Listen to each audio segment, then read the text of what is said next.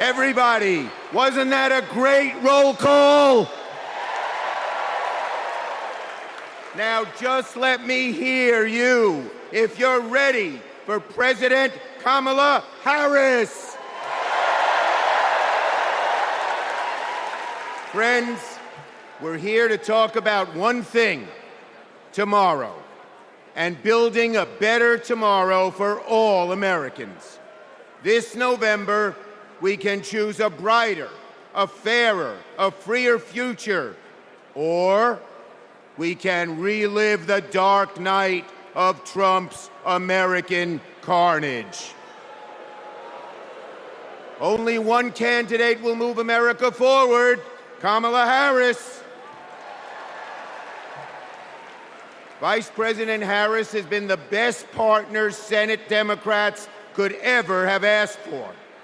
Under her and President Biden's leadership, Senate Democrats lowered prescription drug prices and created millions of good-paying American jobs.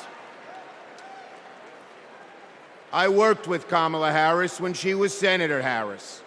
I saw a leader who was fearless, who stood up for middle-class families like the one she was raised in, who focused on things that really mattered. Helping parents raise their kids, safe neighborhoods, safe schools, and building an opportunity economy that gives everyone a shot at the American dream. She will lead America forward into a brighter future, but she can't do it alone. She needs a Democratic majority in the Senate of the United States. Now, my friends, 2 years ago, the naysayers said Senate Democrats stood no chance in the midterms. I told them, just you wait. We're going to keep the Senate and maybe pick up a seat or two, and that's exactly what happened. Well, ladies and gentlemen, my good friends at this convention, I am telling all of you now, we're going to hold the Senate again, and we're poised to pick up seats.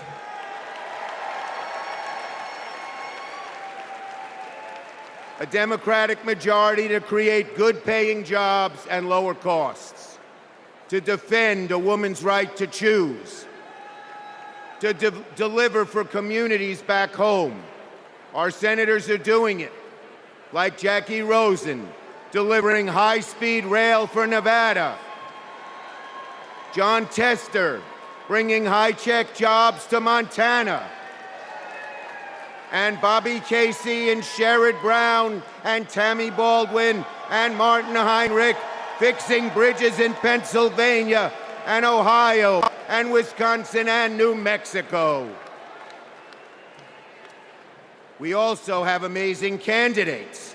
Ruben Gallego, Angela Alsobrooks, Andy Kim, Alyssa Slotkin, Lisa Blunt, Rochester, Colin Allred, Debbie Mucarsel-Powell. And folks, listen to this. More than half of our candidates are candidates of color. We're making the Senate look like America. Now let's compare that with Senate Republicans. Senate Republicans pretend to care about middle-class families, but they voted no on expanding the child tax credit, and J.D. Vance didn't even show up to vote. Senate Republicans pretend to care about the border, but they voted no on the strongest border bill in a decade. Republicans tend to care about freedom, but they voted no on a woman's right to choose. No to safeguard IVF. No to birth control. That is just a taste of their extreme agenda. Is that what we want for America? Do we want a Republican Senate that assaults reproductive freedoms?